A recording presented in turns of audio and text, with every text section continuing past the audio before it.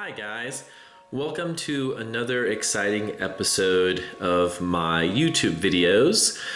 Today I thought we'd do something a little bit different and kind of do a little bit of an unboxing, but a different kind of unboxing.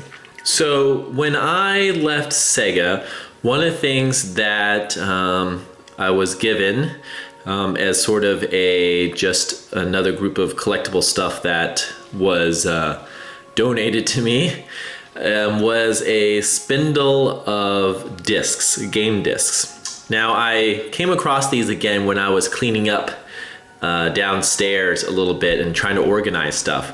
And I haven't really opened these, and I'm not sure what's in the spindle. So I thought it'd be kind of fun to kind of do it together and maybe see if there's any cool surprises in here. I don't think there will be, but one never knows. I know a majority of them are probably Dreamcast games by the looking at the top one, which I see, but who knows, right? It's sort of a mystery spindle. So without further ado, let's get cracking and see if there's any hidden gems in here. Okay, so let's get the top off. Right off the bat, we have a classic, which is Crazy Taxi for the Dreamcast. Definitely a must-own. Actually, one of my first projects, not my very first one, but one of the first ones, was a version of Crazy Taxi for the Sony PSP. And it was a bit challenging because we had to add in multiplayer components, like online multiplayer components, when the game didn't originally have it. So it was an interesting project, and it was cool that I got to work on such a important Sega IP on the early stages of when I started working there, but definitely a challenge to be sure to try to add features to a game that didn't originally have it. So Crazy Taxi 1. Oh, okay. I hope these aren't all duplicates. Let's see. We've got another Crazy Taxi. So Crazy Taxi 1 as well. Oh, okay, here we go. Moving on. Oh, a personal favorite of mine. And I love this game a lot. Space Channel 5, the first one. And when this came out, I was just infatuated with this game. I loved it to death. And I even picked it up, of course, on the PlayStation 2 when they released Space Channel 1 and Space Channel 2 together. I think it was Age Tech that released it as a combo deal. You might be able to still find it online. For those of you that don't own Dreamcast or didn't have the pleasure of owning that system, definitely this game is still the one to get. So if you can find Dreamcast in this game, get it, or otherwise if you have Sony systems, pick up and see if you can find on eBay the volume 1 and 2 of Space Channel 5 for the PS2. Okay, definitely worth it if you like your music / rhythm games. All right, Blue Stinger. And I don't think I ever finished this game. It was published in the US by Activision, and I played it a fair bit, and but I don't recall finishing it, which kind of sucks. I need to get back on that and try to finish it. I try to finish at least all the early Dreamcast games if possible, but this is one again that I did not ever get to finish. Did any of you guys get to finish it? Oh, another copy of Blue Stinger. It's only one disc, so this is just another duplicate. Oh, here we go. On another totally different side of things, Real Fishing Wild. So, fishing games. I used to be big in fishing games for a period of time. I really liked them. There was a time when I think it was Natsume used to release one like every year. And this I've never played this game, but this I expect works with the Dreamcast fishing controller, which is great. Actually, it wasn't for the Dreamcast, but one of my great memories of a fishing game, again that I never played, but one that I wanted to play, was this one where you basically caught zombie fish. So it was kind of a horror game like Resident Evil, but the whole premise was catching these zombie fish. And I think it was called Blood Lake or something like that. I can't remember what it's called, but I just remember the trailer and it was hilarious. I think it was only released in Japan, but I've got to track down that fishing game. All right, let's see what's next. We have Death Crimson OX. Another decent game if you're into that sort of action games. This one was released by Sammy, who used to always publish the Guilty Gear games later on as well. So cool. Death Crimson. Oh, duplicate. Another Death Crimson. So that's cool. You always have to have a backup. I have most of these, I think, in cases, but it's nice to have singles just in case I don't want to open up stuff. Coaster Works.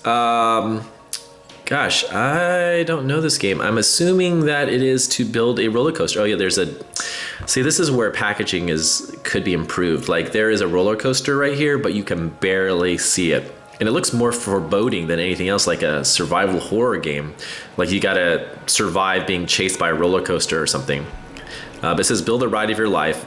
This should be a little bit more cheerful and happy. I don't know what's up with this disc design, but anyway, coaster game a la Sim Coaster or any of those other ones where you get to build your coaster slash kind of theme park and see if it's a success.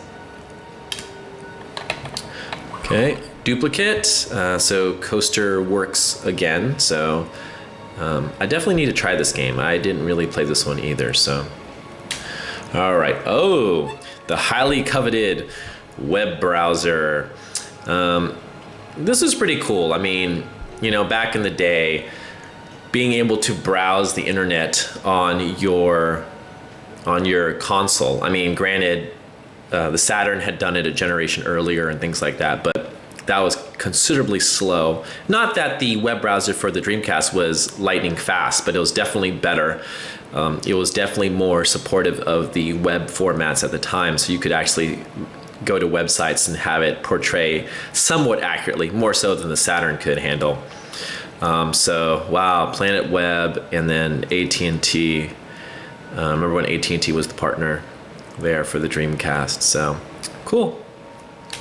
Oh, it's another duplicate, which is the web browser. I'm sensing a trend here as far as two of each for some reason. So yeah, I should try to go on the web with the Dreamcast and see if how things work these days, if you can even get it going up or not. That would be very actually interesting to see. All right, what's next? Oh yes, Ripping Rider Snowboarding. Great, fun snowboarding game. Kind of a classic really in some ways for those who follow the kind of snowboarding genre of games. There was a period there, just like fishing, where I loved snowboarding games, and you know, this was out, and then in the future was Cool Borders from Sony, and then you had, of course, the N64 game, which was 1080. Is that what it was? Which was basically only a single player game pretty much on the N64. And then culminating, which I think, even though it's not really a snowboarding game, but the SSX stuff, which eventually went back to kind of snowboarding and skiing in the SSX Out of Bounds game. But I definitely enjoy doing the snowboarding and the tricks and stuff. I thought that was a lot of fun. I really enjoyed that. All right, moving on. Okay, this is a great one, a classic too. This is D2, so the sequel to D, and this is Disc 3. So if you guys remember, this was really heavy on cinematics and you know, CG stuff at the time. So they generally, I think this one did 4 discs.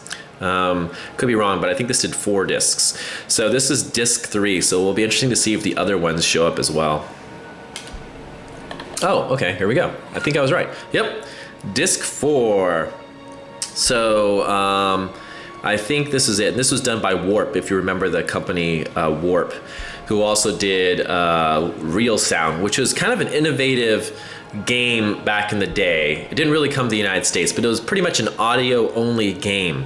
So you're kind of expected to put on your headphones and kind of listen to the cues and stuff. And it was literally pretty much all just sound and voiceover and things like that. And you're expected to kind of get an idea of the game world through the audio. It's very very interesting and kind of ahead of its time. I don't think it got the appreciation that it deserved, but definitely an interesting experiment and an interesting idea from the Warp guys.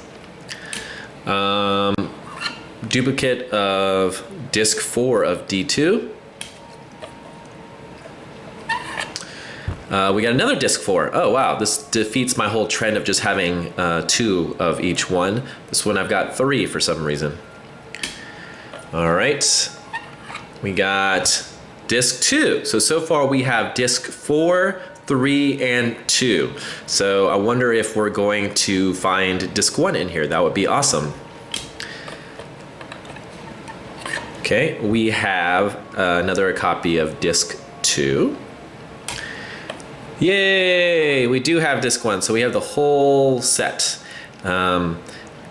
to have as a backup, which is great. I love the how the discs show off some of the main characters for the game. That's really cool, and you know, it was an interesting time to go from, you know, granted the Saturn had multiple disc games too, Panzer Dragoon, Saga, and things like that, but it really reached sort of a major point with the Dreamcast where a lot of games were using multiple discs to really take advantage of the you know, cinematics, higher quality cinematics that the Dreamcast could do, and just the CG graphics all around.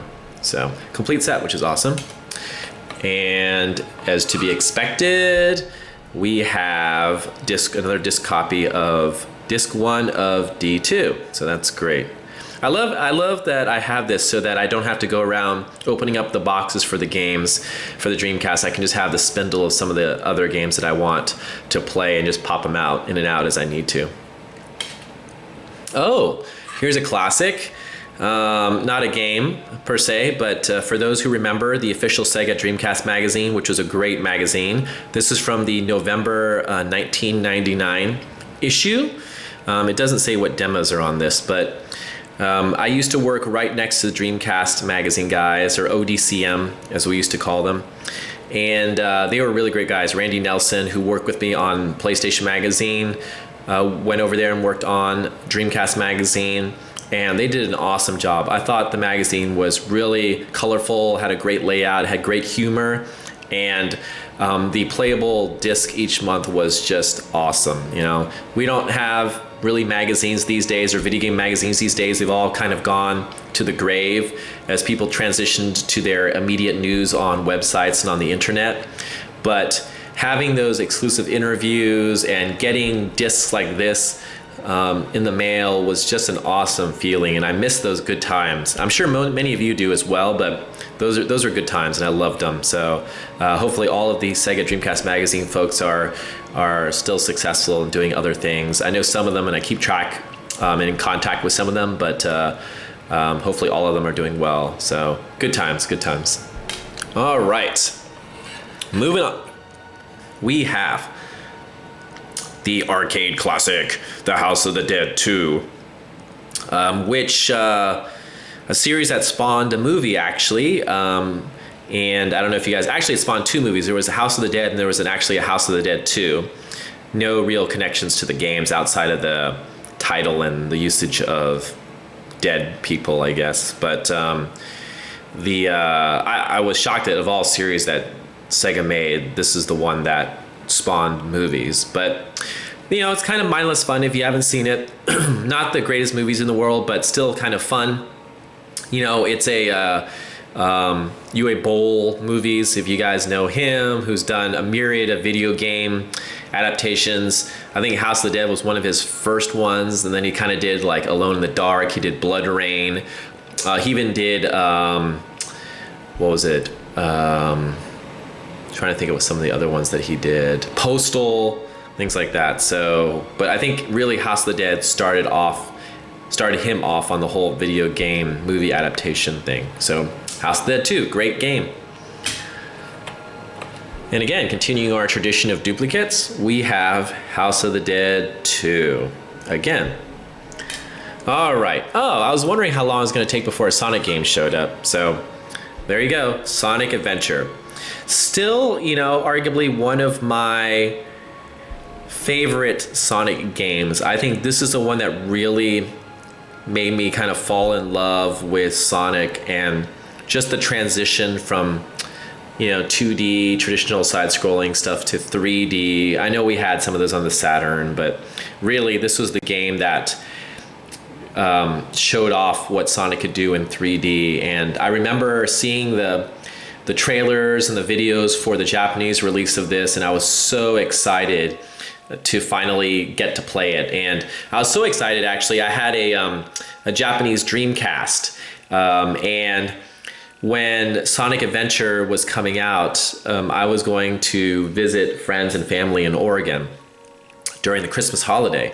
And I didn't know when the Sonic Adventure game was going to arrive. So I didn't know if it was going to arrive when I was still in California or when I was up in Oregon. So I actually ordered 2 copies of the Japanese version and had one shipped to California and one shipped to Oregon, just in case. And strangely enough, the one in Oregon arrived first, and I was there with my Dreamcast. So I basically spent a good chunk of the Christmas holiday break just playing Sonic Adventure. And I remember that so fondly. It was such a great time for me. And it really got me super excited, even more so about the Dreamcast and its potential and where it was going. I really felt that it was going to be a huge success for Sega at the time, as long as they kept up the pace of what they were doing, because they were doing some great games, doing some great ideas, and just the whole transition of being able to do 3D games fully on a console that was powerful enough to handle them was amazing. And I was blown away by Sonic Adventure the first time I played it. So the only thing that really upset me was when you collected all the crystals, the rings, I think, in the Japanese version, all of them, it never got you anything. You never unlocked anything, and that really kind of upset me, because I spent all this time trying to find them, and you never got anything for it. I was so bummed. But aside from that, great game.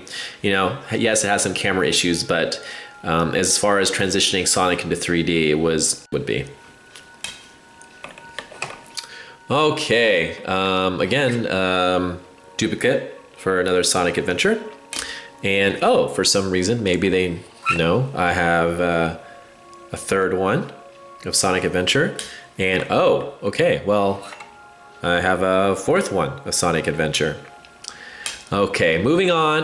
Going back to extreme sports a little bit, is Razor Freestyle Scooter from Crave Entertainment. So I never really was into scootering. I was more of a skateboard guy, Powell Peralta, kind of Tony Hawk sort of thing back in the day. So stuff like this didn't really kind of appeal to me. I don't think anyone really treated scootering seriously, but nowadays it's really blown up now. There's so many people who scooter and do professional scootering, and just the sheer variety of available decks and wheels and suspension systems and grips and stuff is amazing.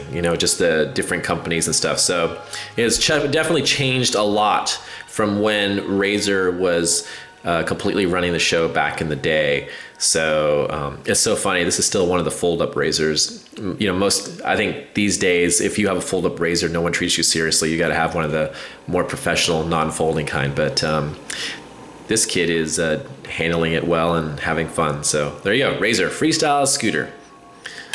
Rated E for everyone. This is the disc that a lot of people say that if they are trapped on a deserted island and they could take one game disc with them, that this is the one that they would take. Or a variation of this, right? Because it has Sonic, Golden Axe, it has now I'm blacking out. Shinobi on it, I believe. It's got Vector Man. It has Virtua Cop. I'm trying to remember all the games on here, but it's a good selection of games. Definitely a good bang for your money. And generally on the Dreamcast, for at least a lot of variations of this was bundled in with it, which is why it says not for resale here.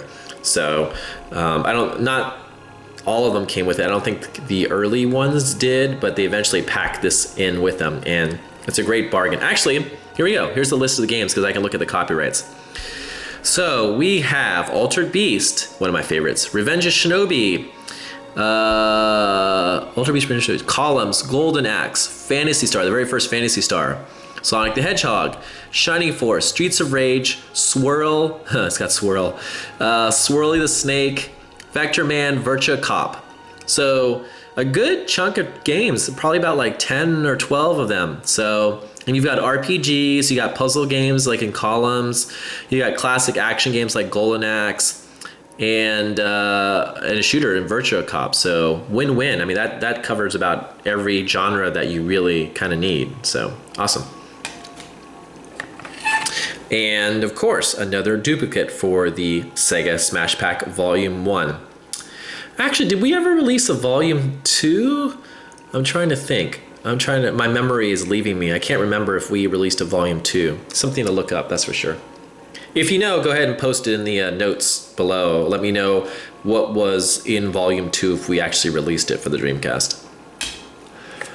We left the Dreamcast and we're actually going to Saturn. I wasn't expecting any Saturn games in here, but here you go. So we got Black Fire, which is a action shooter game. And that's great. I love the Saturn. The Saturn is probably my favorite Sega system. I love it to death, you know, and it didn't get the support that it should have because of its complexity and the timing of it.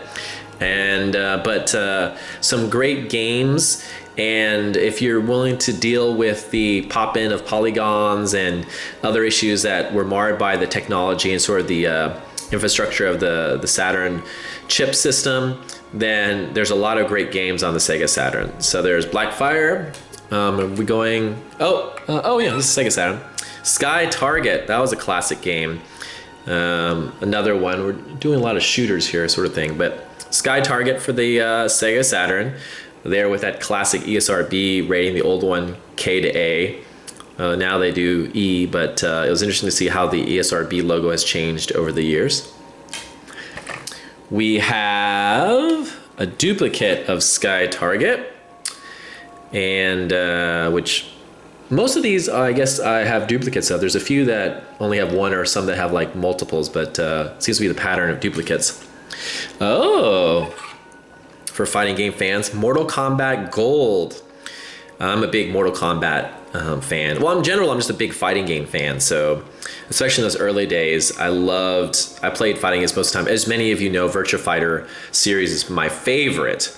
But I did play Street Fighter a ton, and as well as Mortal Kombat. So, definitely remember many fond hours of playing Mortal Kombat Gold on the Dreamcast against my friends.